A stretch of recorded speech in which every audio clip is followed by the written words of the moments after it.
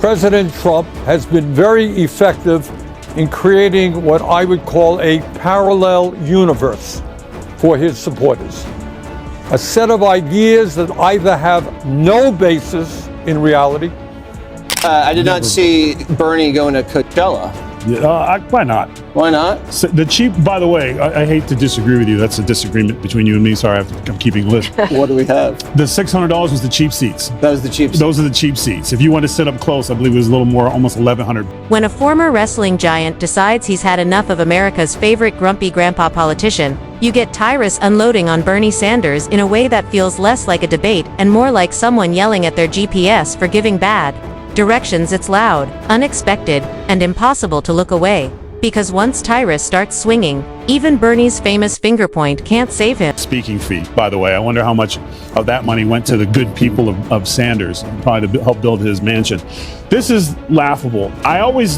When you are speaking about a wrong, you shouldn't have to look down at a piece of paper. Yeah, it's a good point. Raise your hand if you think that the American healthcare system is working. Raise your hand if you think the American healthcare system is not working. All right, let me rephrase the question. Raise your hand if you think the American healthcare system is working well. Please subscribe to the channel. It helps more than you think, because watching Tyrus unload on Bernie Sanders is like witnessing Godzilla step on a recycling plant. You don't know whether to laugh, scream, or take notes for your next economics class. And when a 6 feet 7 inches former wrestler decides he's done listening to America's favorite cardigan-wearing revolutionary, it stops being mere commentary and becomes a full-blown cultural event. Speaking about injustice. Yep. I need to, and that's all you need to see, is that they are just saying things with no actual facts behind it. It's not a battle for Gen Z. It's common sense versus BS, and that's BS. Bernie Sanders goes out there and tells a bunch of people who can afford to be there how bad their lives are. But every one of them can afford $20 lemonades, $30 cheeseburgers, and continue to cheer and that's a rough life. Those guys were hurting. And then you know what the worst part of that night was? The long line of valet. Unbelievable that they had to wait up to 20 to 45 minutes for their valet. It's the Super Bowl of sarcasm, the WrestleMania of political roasting, with the halftime show being Bernie Sanders waving his arms like he's conducting an orchestra of unpaid interns. Bernie has become the political equivalent of a garage sale item that never sells, sitting on the shelf since the 80s, with dust collecting on his Medicare for All flyers. Yet, somehow, every election cycle, he drags himself back into the center ring and starts yelling about billionaires. Like the paychecks are so big. I think it always makes me laugh when you see a well-off person push socialism, because it's socialism for you guys, not me. Never. I gotta watch the money. I will live in the big house and make sure everything runs smoothly. You guys fight over the scraps, and we'll have the free stores and whatnot, and I'll stay on top of my little virtue signaling mountain with my armed security. And the crowd loves it. College kids cheer, like Bernie just promised them free pizza for life, while Tyrus stands off to the side thinking, are we seriously doing this again? Didn't anyone tell Grandpa that the economy doesn't run on good intentions and maple syrup? Tyrus's beef with Bernie is almost poetic. On one side, a man built like a bulldozer who measures success in body slams and blunt force. With these guys, and what Bernie's different than the other Democrats because he's well liked regardless. Something about Bernie, even when you disagree with him, you don't really hate him. You know, he's able to go into places where most Democrats wouldn't go, because even though Joe Rogan was giving him the business, especially on the reform stuff, where he was complaining about Elon cutting the check for $275 million, but forgot to mention the fact that Harris had $1.5 billion and still spent $20 million over. She owed $1.5 billion and you spent over that? And you have the mitigated gall to talk about a mere $217 million. Bernie is a political folk hero who thinks economics works like a neighborhood potluck.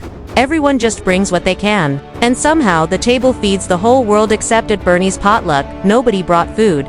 The casserole dish is empty. And he's demanding that the guy with a steak slice it into 347 equal pieces for the group. What really got Tyrus fired up was Bernie's latest encore of the same tired tune, Tax the Rich.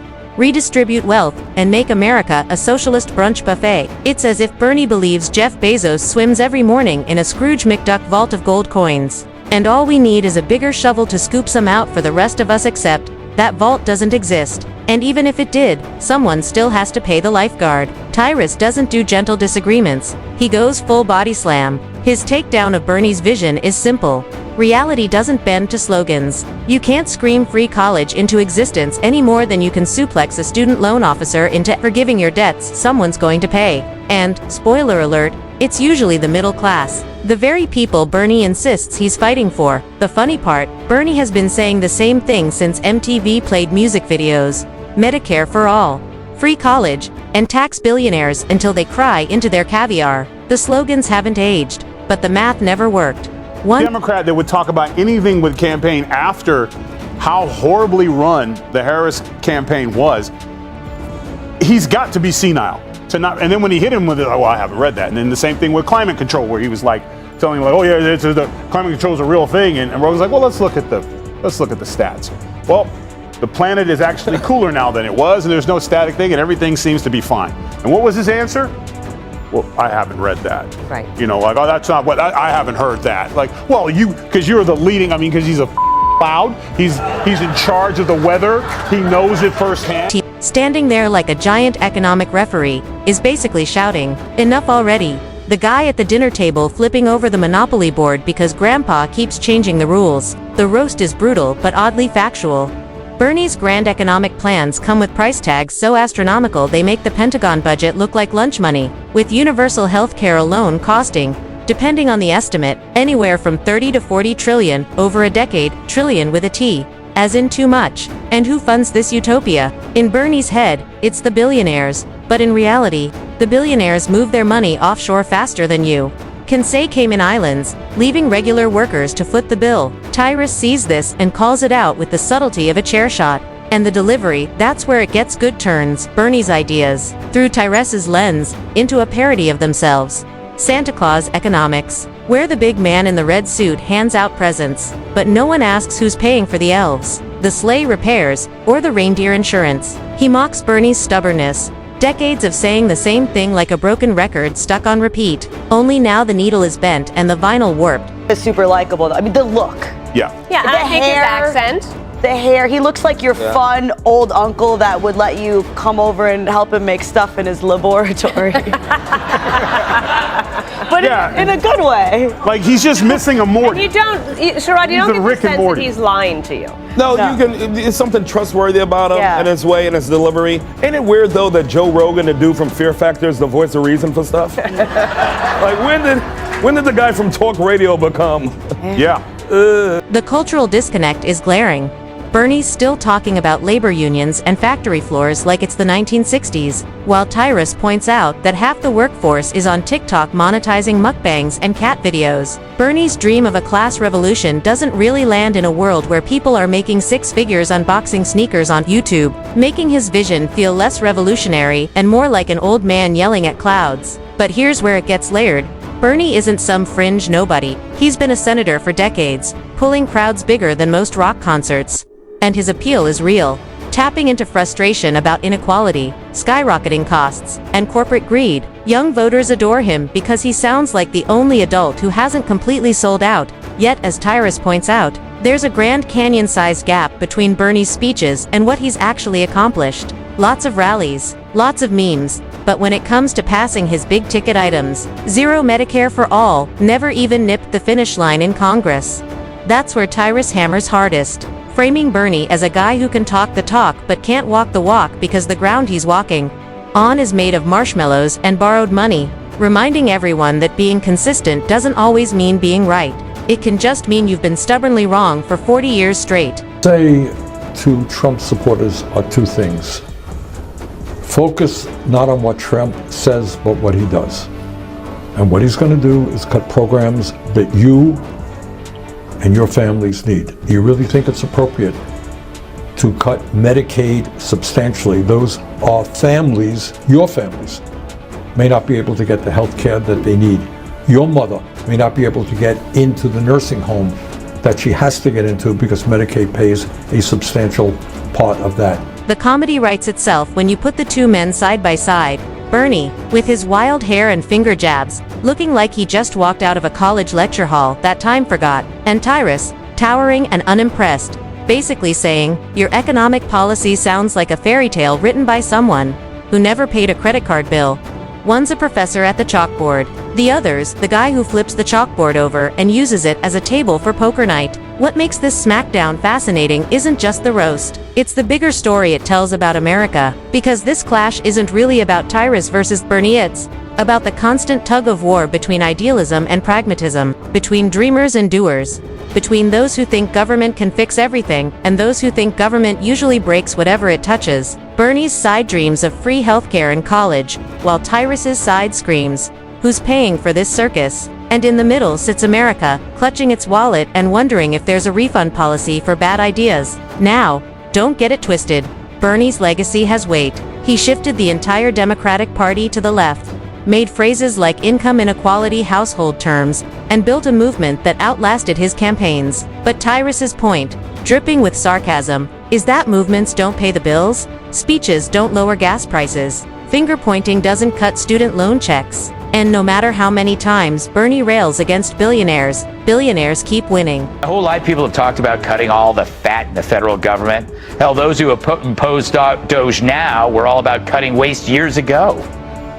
We simply must make the cuts in waste, fraud, and abuse in Medicare. We owe it to our country. There is an enormous amount of waste and fraud and abuse. Punchlines keep flowing as Tyrus jokes about Bernie treating billionaires like WWE villains, classic bad guys you boo as they strut into the ring, except, unlike wrestling, there's no scripted ending where the hero triumphs. In real life, the villains write tax codes with loopholes big enough to drive a private jet through. Then there's Bernie's age. Tyrus, never shy about going personal, cracks that Bernie has been in politics so long his first campaign flyer was probably written on parchment, and that he's so committed to the working man. He's been delivering the same speech for half a century without updating the material. If Bernie's Revolution were a band, it would be a cover band that never learned a new song. Still, the rant isn't just mockery, it's a wake-up call. Tyrus sees Bernie as the embodiment of promises without practicality,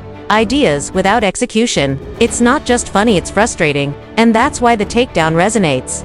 You can't keep promising everything to everyone without someone somewhere paying the tab. And no matter how loud Bernie shouts about billionaires, history shows those bills always land in the lap of the average taxpayer. The ending lands with a perfect mix of humor and sting, as Tyrus quips that if Bernie's policies were a wrestling move, they'd be the sleeper hold because they put the economy straight to sleep. Wow, that sounds familiar. And now it's finally happening, and guess who's rooting against it? Those assholes. Yeah.